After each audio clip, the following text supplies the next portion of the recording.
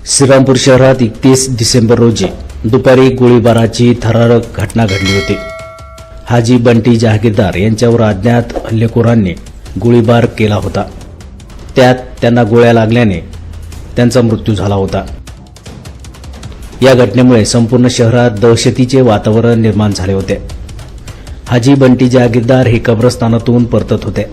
तेथून बाहेर पडल्यानंतर संतलूक हॉस्पिटल समोरील मुख्य गेटजवळ दबा धरून बसलेल्या अज्ञात हल्लेखोरांनी त्यांच्यावर अचानक गोळ्या झाडल्या। गोळीबाराचा आवाज होताच परिसरात खळबळ उडाली होती। हल्ल्यानंतर आरोपी घटनास्थळावरून फरार झाले होते। पोलीस त्यांचा कसून शोध घेत होते। गोळीबारात जखमी झालेल्या बंटी जहागीरदार यांना तातडीने उपचारासाठी कामगार हॉस्पिटलमध्ये दाखल करण्यात आले होते। त्यानंतर त्यांना नगरला हलविण्यात आले, परंतु उपचारापूर्वीच त्यांचा मृत्यू झाला होता। पोलिसांनी या घटनेची गांभीर्याने दखल घेत तपासाची चक्रे वेगाने फिरवीत 5 विशेष पोलीस पथके रवाना केली होती। जिल्हाभर नाकाबंदी लावण्यात आली। या घटनेचे सीसीटीव्ही फुटेज समोर आले होते। आरोपी पळून जाण्याच्या तयारीत असतानाच कोपरगाव हद्दीत पोलिसांनी सापळा रचून रवी निकाळजे आणि कृष्णा शिंगारे यांना ताब्यात घेतलं आहे।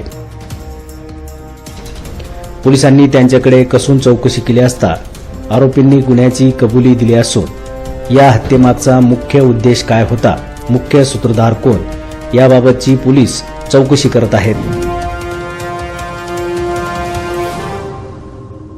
हाजी बंटी जहागीरदार यांच्यावर दुपारी अंत्यविधी करण्यात आला। यावेळी मोठ्या संख्येने जनसमुदाय उपस्थित होता।